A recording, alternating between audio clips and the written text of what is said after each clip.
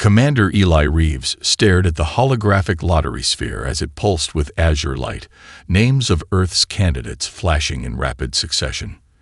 The alien delegates waited in a semicircle, their various respiratory apparatuses creating the symphony of hisses and clicks that echoed across the Federation selection chamber.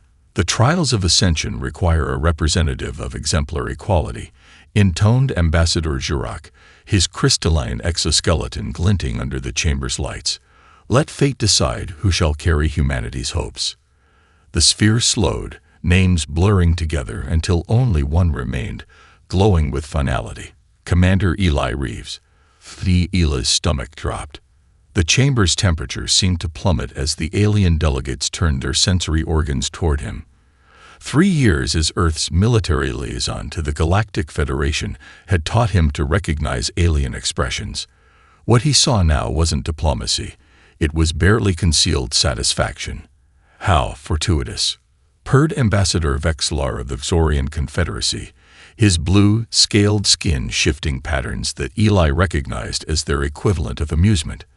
The ambassador's third eye, the one Saurians couldn't control, dilated with unmistakable pleasure. Earth's representative is selected. Another delegate, the insectoid Tizet, clicked her mandibles. The human appears, underwhelming. Eli maintained diplomatic composure, though his jaw tightened. At 42, his dark hair showed premature silver at the temples, legacy of the Mars colony crisis that had propelled him to reluctant fame. He stood, military-bearing automatic after 20 years of service. "I accept the responsibility," he said, voice steady despite the knot forming in his chest. Something felt wrong. The statistical probability of his selection was infinitesimal. Earth had submitted over 1,000 candidates. Vexlar's third eye contracted briefly. Surprise, before he composed himself. "Excellent. Your trial assignment will be revealed tomorrow at the ceremonial briefing." Later that evening, in his quarters aboard the Federation station, Eli accessed his secure terminal, the unease still gnawing at him. Each species underwent different trials supposedly tailored to their evolutionary strengths. The aquatic Merlini had been assigned deep-sea diplomatic negotiations. The crystalline Foci received a mathematical challenge on a barren moon. He pulled up his personnel file, scanning the details the Federation had on him. His military record was there, along with his academic history. Eli froze, eyes fixed on a detail that shouldn't have been relevant. His doctorate in comparative mythology, specializing in draconic legends across human cultures. It was a hobby-turned-academic pursuit, his escape from military pressures. The Federation questionnaire had asked for all educational backgrounds, and he'd complied, though he couldn't imagine why they'd care about his passion for ancient dragon myths. A notification pulsed on his screen. A classified transmission from Admiral Chen, his superior on Earth. "Eli." Chen's recorded message began, her face grave. "Our cyber warfare division detected unauthorized access to the selection algorithm. We have reason to believe your selection wasn't random. Be careful tomorrow." Eli's hands moved swiftly over the terminal, bypassing security to access restricted Federation communications. After 20 minutes of searching, he found it. Fragmented transmission between Saurian officials. Human with dragon expertise. Perfect candidate. Ensure selection. Draconis Prime will eliminate problem permanently. Humans remain isolated another century. The revelation hit like a physical blow. His selection wasn't merely rigged, it was a death sentence. Another transmission fragment. Trial location confirmed. Draconis Prime. Home of the Draconis. No representative has ever survived. Eli leaned back, mind racing. He'd spent his life studying dragons that didn't exist on Earth. Now he was being sent to die on a planet full of real ones. He accessed the Federation database, searching for information on Draconis Prime. The classified files showed fleeting images of massive winged creatures with plasma hot breath scorching everything in their path. Previous Federation visitors had been incinerated within hours. Eli should have felt terror. Instead, a strange calm settled over him as he pulled up his personal database. Decades of dragon research across human cultures. The similarities between Earth's myths and these genuine creatures couldn't be coincidence. The Xorians had made a catastrophic error. They hadn't selected a random human sacrifice. They'd selected the one human who'd spent his entire life preparing for this encounter. Eli began downloading his research to a neural storage device. Tomorrow, they would announce his death sentence, believing they'd cleverly eliminated humanity from galactic politics. They had no idea what they'd actually done. The shuttle violently bucked as it punched through the turbulent upper atmosphere of Draconis Prime.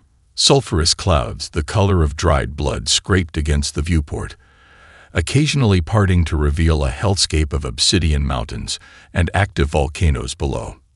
Atmospheric toxicity levels exceeding safety parameters for carbon-based lifeforms, announced the ship's AI, its synthetic voice almost apologetic. Recommendation: abort landing sequence. Ambassador Vexillar, seated across from Eli in the cramped shuttle compartment, barked a command in Saurian. The AI fell silent. The trial parameters are simple, Commander Reeves, Vexillar said, his three eyes fixed on Eli's face, searching for fear. Survive 30 rotation cycles. Retrieve an artifact from the dragon's central hive. Return to the extraction point. His lip scales curled upward. Assuming you survive, of course. Eli studied the data tablet displaying grainy footage of previous visitors to the planet, smoking craters where they had stood. And if I succeed? Eli asked, voice steady despite the shuttle's violent descent. Vexillar's scales rippled with amusement. Then perhaps the Federation will consider your species worthy of limited participation. The shuttle lurched, systems blaring warnings as atmospheric turbulence battered the hull. Vexillar gripped his harness with long, webbed fingers. Your environmental protection gear and survival kit are standard issue, he continued, gesturing to a metallic case secured beneath Eli's seat. The translator device is programmed with all known communication protocols, though I doubt you'll have opportunity to converse with the Draconis before they incinerate you.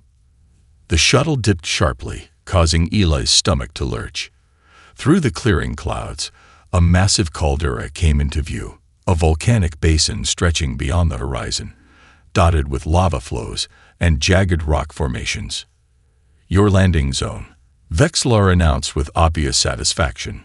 Central territory of the Obsidian Claw clan, the most aggressive Draconis on the planet. Convenient, Eli murmured. The shuttle's landing gear deployed with a mechanical groan as they approached a flat expanse of black glass, cooled lava flow. The moment they touched down, a proximity alarm wailed. Movement detected, the AI announced. Large biological signatures approaching from the North Ridge. Vexillar moved to the airlock with suspicious haste. The trial begins now, human. Your species' future awaits, if you survive.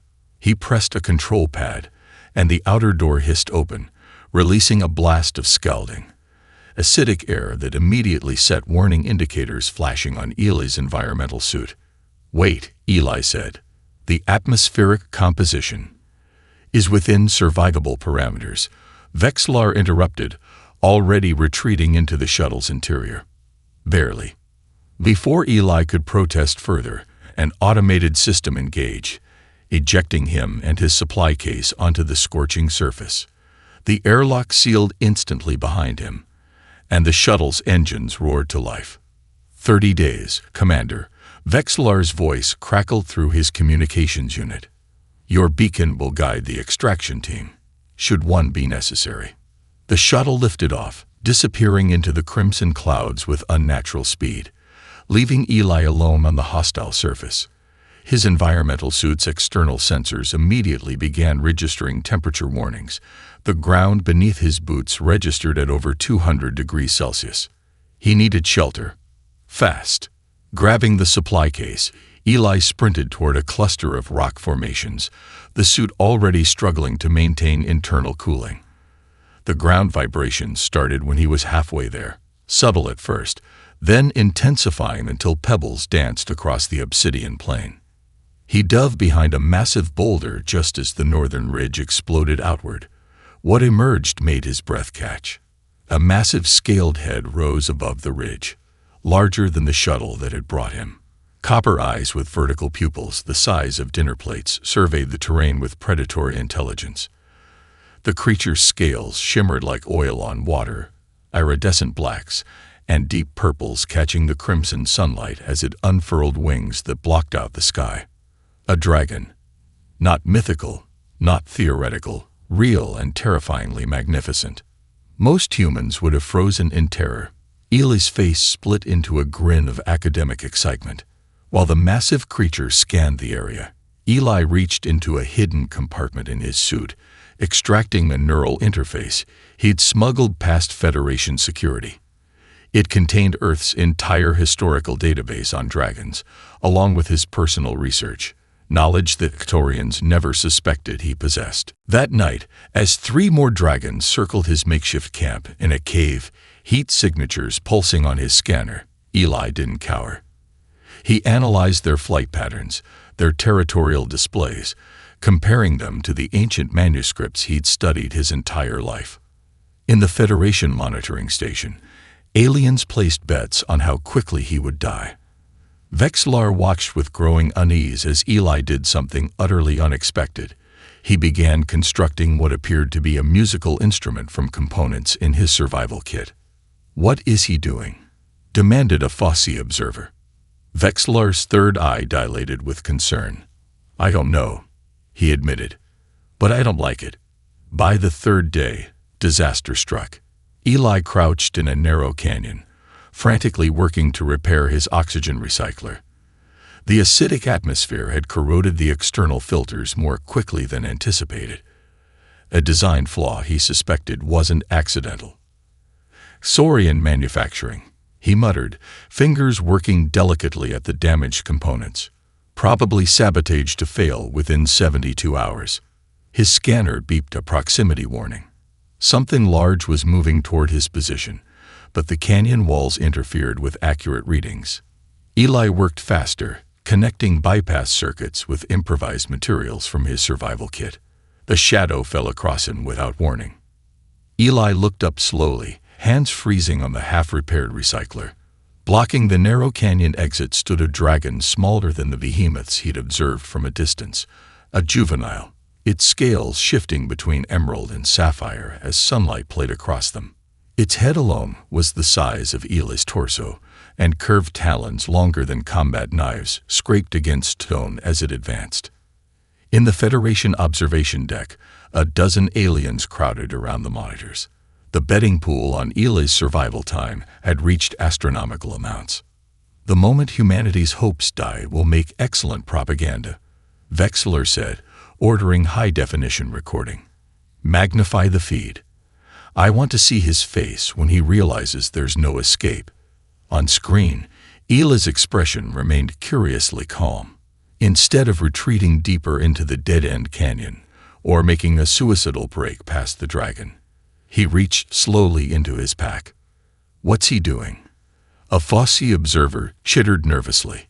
"Accessing a weapon, perhaps," suggested a Merlini diplomat. "Human military records indicate." Silence. Vexlar commanded as Eli withdrew something none of them expected. It was the device he'd constructed the previous night, a crude stringed instrument fashioned from carbon fiber elements of his survival equipment, with resonating chambers made from repurposed sample containers. "Is that music technology?" The Tezet representative's antennae quivered in confusion. On Draconis Prime, Eli positioned the makeshift harp against his body. His fingers moved across the strings with practiced precision, producing harmonic frequencies that echoed through the canyon.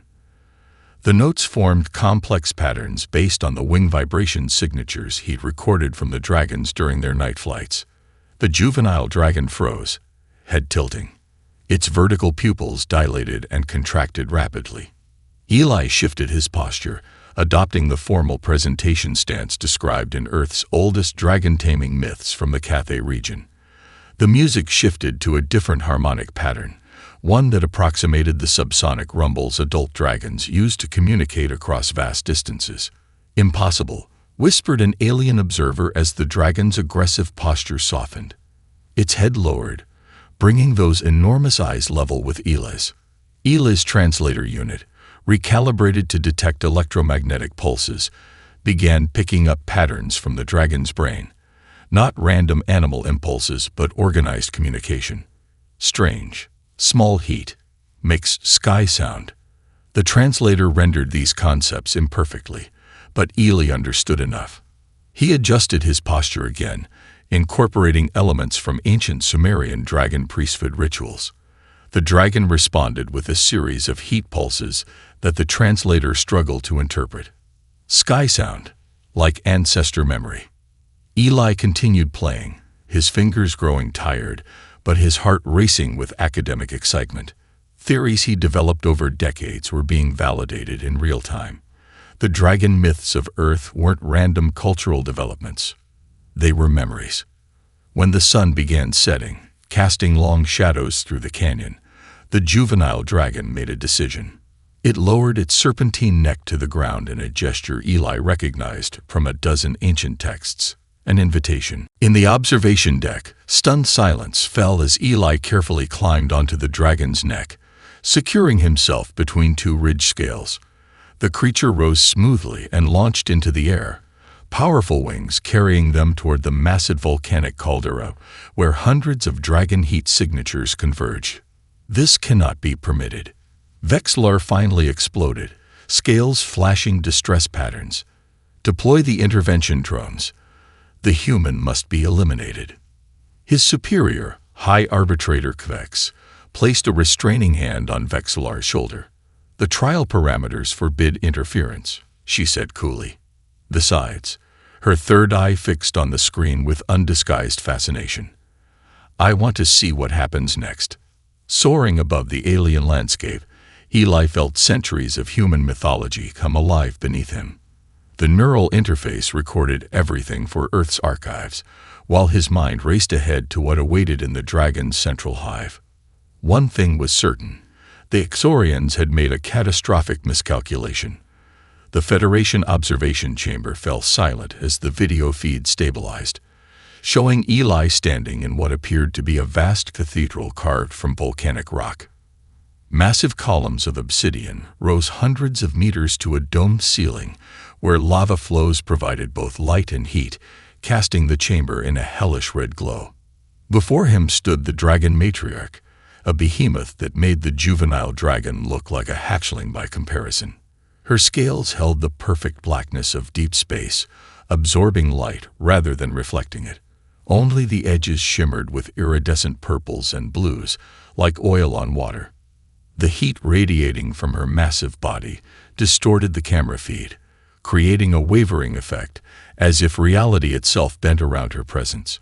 "Certain entertainment value in watching his final moments," Vexlar remarked, pouring himself a flute of rare Centaurian brandy. The matriarch typically incinerates intruders instantly. On screen, Eli did something no one expected. He knelt, not in supplication or fear, but in a precise, formal posture. His arms extended at specific angles, palms up, fingers arranged in patterns that seemed arbitrary to the watching aliens, but caused the massive dragon's pupils to contract sharply. "What is he doing?" demanded an insectoid Hesed observer. "Some form of primitive human surrender ritual," Vexlar suggested, but uncertainty flickered across his scales. The matriarch's massive head lowered slightly, nostrils the size of transport vehicles exhaling superheated plasma that melted stone where it touched. The observation deck's temperature sensors registered a momentary spike before the system compensated. Then Eli began a complex sequence of movements. He manipulated small fires from his survival kit, arranging them in geometric patterns while shifting his body through poses that perfectly mirrored ancient Draconis greeting ceremonies, rituals no off-worlder had witnessed, much less participated in. The translator struggled with the complex harmonics of dragon speech, but fragments came through the observation deck's speakers. "Small one knows the old ways. When Eli responded, he used a modified heating element from his environmental suit to generate precise thermal signatures. The temperature patterns conveyed information in the dragon's native communication method. The matriarch reared back, her wingspan filling the volcanic cathedral. Lesser dragons scattered as she emitted a telepathic pulse, so powerful it overwhelmed the observation deck's sensors. Screens flickered and went black, returning moments later to show the matriarch's massive eye. A copper orb larger than Eli himself, examining him at close range. Impossible. She roared in frequencies that cracked the camera lenses, the translator struggling to convert the concept. The remembering songs. The human knows the songs. Eli accessed his neural database, projecting holographic images of Earth's dragon mythologies. Chinese celestial dragons, European fire breathers, Mesoamerican feathered serpents. And the reaction was electric. Systems malfunction. The observation AI reported as the dragon's electromagnetic response overloaded monitoring equipment. Recalibrating. When the feed stabilized, Eli stood closer to the matriarch, speaking words that sent ripples of alarm through the alien observers. Your kind has visited Earth before, haven't you? The matriarch's answer resonated through the partially functional translator. Not visited, small one. We fled there, when the darkness first came. The darkness that now returns. Vexillar knocked over his brandy, blue skin paling to a sickly gray. Cut transmission, he ordered, but the senior observer countermanded him. This is a sanctioned trial, she reminded him. All observations must be recorded. Vexillar's third eye darted frantically between the screen and the exit. I must contact High Command, he insisted. This is a code singularity situation. The human must not access the artifact. On screen, the matriarch extended a massive talon, inscribing ancient symbols in the stone floor. Eli's eyes widened as he recognized patterns that matched Sumerian cuneiform and early Chinese pictographs. The oldest writing systems on Earth, he whispered, understanding dawning on his face. They weren't human inventions, were they? The matriarch's reply sent Vexillar sprinting from the observation deck, third eye fully dilated in panic. The spark was our gift to your kind, small one. We gave humans writing, fire, and dreams. In return, your ancestors gave us sanctuary when the void devoured our worlds. Now the ancient pact must be renewed, before it is too late. In the monitoring station, the alien representatives stared at each other in growing alarm as the implications became clear. The segregation of humans and dragons hadn't been an accident of evolution or galactic politics. It had been deliberate sabotage to prevent the renewal of an alliance older than the Federation itself. Deep within the dragon's volcanic stronghold, Eli stood before a crystalline wall that towered 20 meters high. The translucent surface contained what appeared to be hyperdimensional data patterns, swirling galaxies of information that shifted and changed as he moved around them. Our library, explained Pyraxis, the matriarch's eldest son. His scales were deep crimson, reminiscent of Earth's rubies, with obsidian ridges running down his spine. Though smaller than his mother, he still dwarfed Eli, his massive head hovering just above the human as they moved through the chamber. This contains your entire history, Eli asked, fascinated by the shifting patterns. More, Pyraxis rumbled, the translator rendering his complex heat signatures into human speech. It contains the truth the Federation has suppressed for millennia. He extended a talon toward the crystalline surface. The patterns responded, reorganizing into a three-dimensional display that filled the chamber with light. Galactic star maps appeared, showing civilizations that predated the Federation by millions of years. When the galaxy was young, Pyraxis continued, the Draconis ruled the stars as guardians against the void. The holographic display shifted, showing dragons in space, not in ships, but somehow surviving in the vacuum, their bodies generating protective fields as they battled shadowy entities at the galaxy's edge. The void, Eli questioned. A consciousness that consumes reality, Pyraxis explained grimly. It devours worlds, stars, and minds. We were created to oppose it. Created by whom? That knowledge is lost. But we served our purpose for eons, holding the void at bay, until we were betrayed by those we protected, the species who would later form your Galactic Federation. The images shifted again, showing dragon worlds burning under orbital bombardment.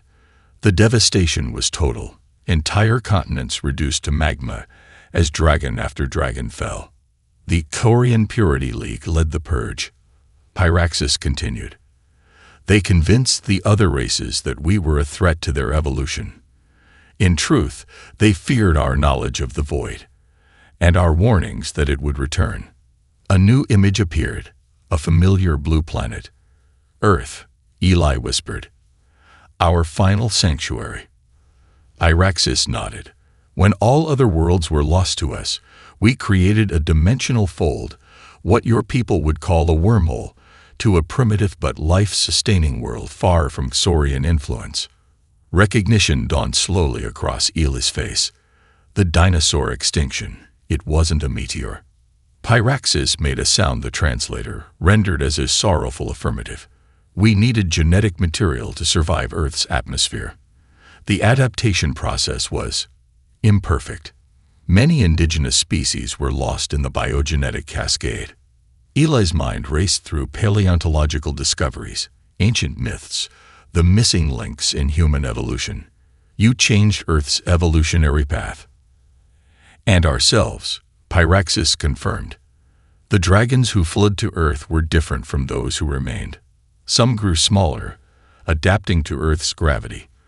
Others developed symbiotic relationships with early mammals. And a few, he paused significantly, a few recognized something special in one particular species of primates. The crystal wall displayed early humans gathered around fires, dragons visible in the shadows beyond the light.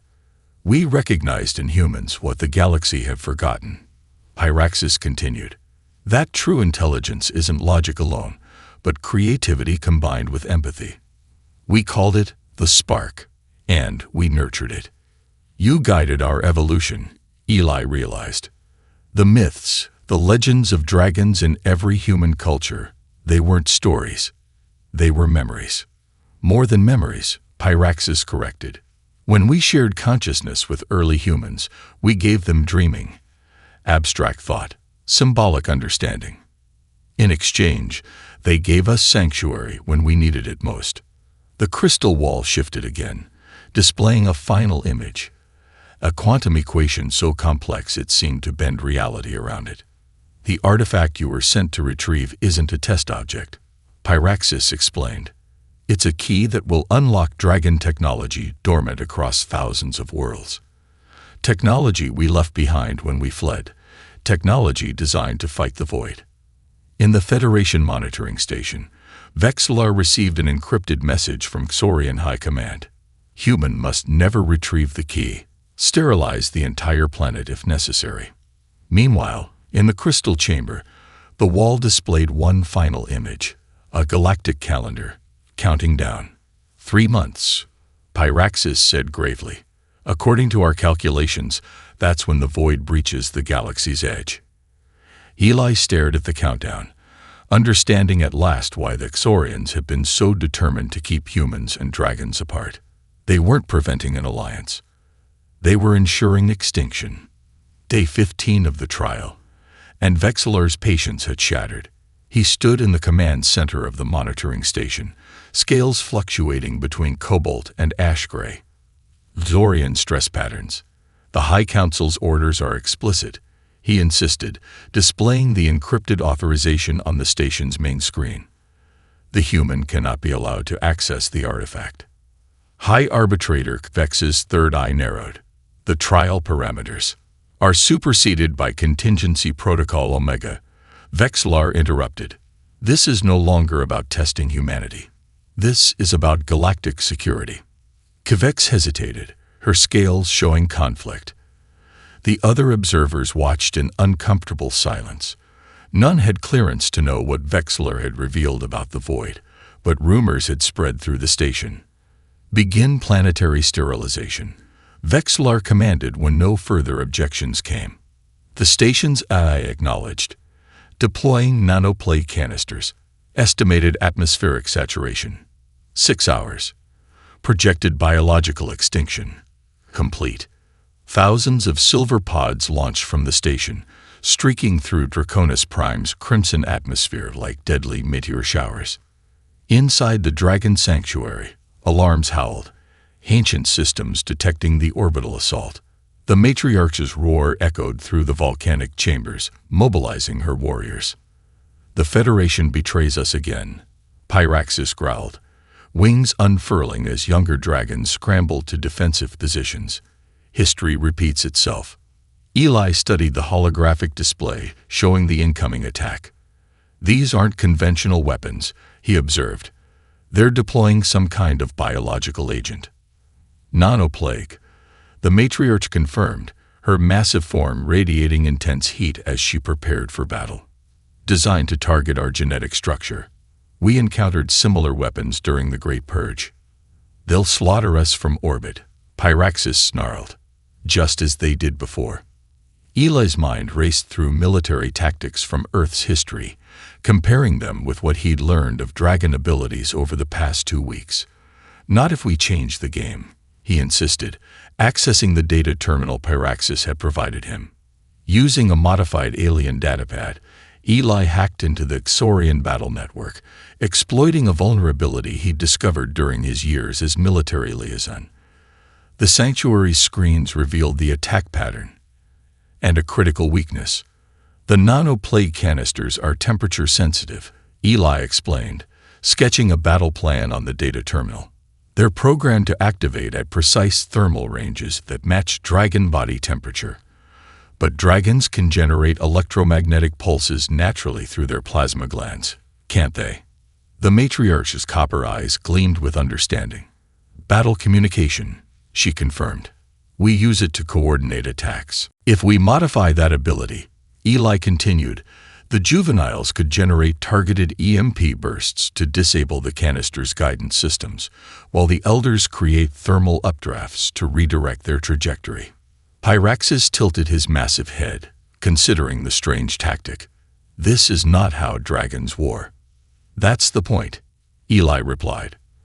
The Xorians expect you to fight like you did millennia ago. Direct confrontation. They won't anticipate hybrid tactics. The first nanoplate canisters breached the outer chambers while the dragons scrambled to implement Eli's plan. The sanctuary shuddered as Saurian ground forces followed the initial strike, cutting through ancient defensive barriers with advanced weapons. They're coming through the lower chambers, a young dragon reported, scales flashing with alarm patterns. Combat teams, with me, Eli commanded, surprising himself with how naturally he'd assumed tactical leadership. He'd spent his life studying dragon mythology. Now he was leading them in actual battle. The maintenance tunnels will let us outflank them, he explained to a squad of younger dragons eager for combat. Small teams, guerrilla tactics, hit and retreat. Don't engage directly with their heavy weapons. As the battle erupted through the sanctuary, Eli's hybrid tactics proved devastating against the Xorian forces, who had prepared for frontal assaults from massive dragons, not coordinated small-team ambushes. In the midst of the chaos, Eli spotted a wounded Xorian soldier aiming at an unsuspecting dragon hatchling. Without hesitation, he threw himself into the line of fire, taking a plasma blast meant for the child. The world went white with pain, then black with unconsciousness. When awareness returned, Eli found himself in a crystalline healing chamber, the matriarch's massive form looming over him. Pyraxis and the Council of Elder Dragons surrounded him, their expressions unreadable to most species, but clear to Eli's trained eye. Respect. The human saved a hatchling at risk to his own life, the matriarch announced, her voice vibrating the very stone of the chamber. Such actions deserve recognition. She turned to Pyraxis. Bring the sacred armor. Pyraxis' scales flashed with shock. Mother, no offworlder has ever. He is no offworlder, she interrupted. His blood has been spilled for our kind. He is Dracaray now. Dragonheart. Beyond the sanctuary, Vexillar watched in dismay as his ground forces retreated in disarray, their communications filled with confused reports. The dragons were fighting differently. They were using human tactics. Impossible, he whispered, before sending an emergency transmission to Xorian High Command. The situation is critical. The human isn't just communicating with the dragons, he's teaching them human warfare. Dawn broke over Draconis Prime, with 3 Xorian warships entering orbit, their sleek crystalline hulls refracting the crimson sunlight. Inside the Dragon Sanctuary's highest spire, Eli stood before an assembly of all dragon clans, hundreds of massive creatures watching him with ancient eyes. The sacred armor encased him from neck to feet, not metal, but a semi-organic material that had bonded with his nervous system. It glowed with faint bioluminescence where it interfaced with his skin, enhancing his strength and protecting him from the extreme temperatures dragons naturally generated. For eons, dragons fought alone and lost. Eli's voice echoed through the chamber, amplified by the armor systems. Humans fought alone and survived, but never thrived. Today, we fight together. He activated the neural interface in his armor, projecting a 3-dimensional battle plan into the chamber's center. The dragons watched with fascination as holographic representations of their forces maneuvered against Xorian defenses. The Xorians expect dragons to attack like animals, directly, predictably. Eli gestured to the display. Their orbital defenses are calibrated for large targets approaching from below. What they don't understand is human ingenuity combined with dragon power. The plan unfolded in phases. First, a feigned retreat would draw Xorian forces into the planet's stratospheric lightning fields. Next, dragons modified with human-designed tech would disable the warship's shields using precisely calibrated EMP bursts. Finally, Eli, riding Pyraxis, would lead an elite strike team into the command vessel to secure the quantum communication array. They expect beasts, Eli concluded, his gaze sweeping across the assembled dragons. But they'll face warriors. An hour later, Eli stood on a mountain peak beside Pyraxis, watching the first phase of the battle unfold. The initial dragon assault launched directly at the Xorian ships, exactly what the enemy expected. Xorian defenses responded instantly, deploying the web of energy weapons that decimated the first dragon wave. From the observation deck, Vexillar watched with satisfaction as dragon bodies fell from the sky. Predictable, he commented to his tactical officer. They never learn. On the mountaintop, Eli showed no concern for the apparent disaster. Instead, he checked the chronometer in his armor, then nodded to Pyraxis. Now, across the planet, dormant volcanic chambers activated simultaneously, not a natural phenomenon but a coordinated attack. Magma plumes erupted into the atmosphere, carrying with them thousands of objects Vexillar had dismissed as geological formations. Dragon eggs. They hatched mid-flight. Newborn dragons immediately battle-ready through genetic programming, activated by Eli's modified tech. The Xorians, having committed their forces to counter the first attack, were completely unprepared for an assault from within their own defensive perimeter. Impossible. Vexillar snarled as alarms blared throughout the command ship. Dragons can't mature that quickly. They're not maturing, his science officer replied, scales pale with shock. These are genetically pre-programmed attack drones, dragon bodies with simplified neural systems optimized for combat. Vexillar stared at the tactical display in horror.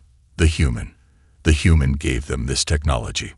As the Xorian defenses faltered against this unprecedented attack, Pyraxis, with Eli secured in his battle harness, led the final assault on the command ship. Using dragon plasma to cut through the hull, they breached the outer defenses while the newborn dragon drones provided cover against point defense systems. Inside the massive warship, Xorian crew members scattered in terror as a human in glowing armor rode a massive crimson dragon through their corridors, the dragon's plasma breath melting barriers before them. They reached the bridge to find Vexillar desperately transmitting data, his third eye dilated with panic. Too late, human, He snarled as Pyraxis cornered him against the communication array. The Xorian fleet approaches. This planet will be ash in days.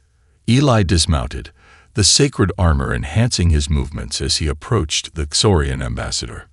Actually, I'm counting on it. He plugged his neural interface into the ship's mainframe.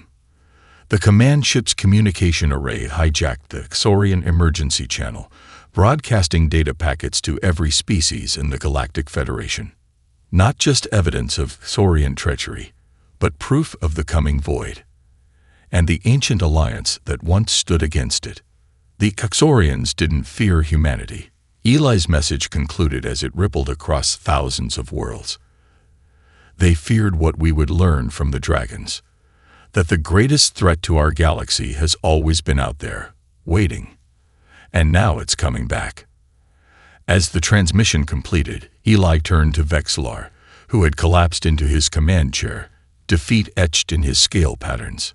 Your treachery united the very species you sought to keep apart, Eli said quietly. Ironic, isn't it? Through the view screen, they watched as dragons, ancient and newborn alike, systematically disabled the remaining Xorian ships, using tactics no dragon had employed in millions of years. Human tactics adapted to dragon biology. The galaxy would never be the same. On the final day of the trial, an unprecedented gathering occurred in the newly established neutral space above Draconis Prime. Hundreds of ships from every Federation species formed a massive sphere around the planet, some diplomatic, some military, all present for what the Emergency Council broadcast had termed a matter affecting galactic survival. At the center of this cosmic assembly, a massive holographic projection showed Eli standing on an ancient dais deep within the Dragon Sanctuary. The quantum key, no longer simply an artifact, levitated between his outstretched hands, its hyperdimensional geometry shifting in patterns that defied conventional physics. The matriarch's enormous wing extended protectively over him as he addressed the hastily convened Federation Council. For millennia, Eli began, his voice carrying to every ship and every world connected to the emergency broadcast. You've been told lies about two species, humans and dragons, kept apart by design, not chance. The key activated at his touch, projecting devastating evidence across the gathering. Historical records of Xorian genocide against ancient dragons, documentation of systematic suppression of human development, and most damning, proof that Xorian leadership had known about the approaching void for centuries, hiding this extinction-level threat while building private shelters for Xorian elites. The Federation Assembly erupted into chaos. Species that had been rivals for millennia found common cause in their outrage. The Xorian High Chancellor, hastily dispatched to contain the diplomatic disaster, attempted to dismiss the evidence. Fabrications and misinterpretations, he insisted, his third eye contracting to a pinpoint as he struggled to maintain composure. The human clearly doesn't understand. Eli cut him off by activating the quantum key's final function. It unfolded like a mechanical flower, revealing a dimensional window showing real-time images from the galaxy's edge. A wave of anti-reality consuming stars, leaving perfect darkness in its wake. The void approaches, Eli stated simply. According to Dragon calculations, it reaches populated systems in less than 3 months. Silence fell across the assembly as the magnitude of the threat became clear. The Xorians feared our alliance because only together can dragons and humans operate the ancient defense network, Eli continued. As if responding to his words, across thousands of worlds, dormant structures began activating. Dragon temples, monuments, and sites long dismissed as natural formations. They projected energy signatures into space, forming a massive interconnected grid.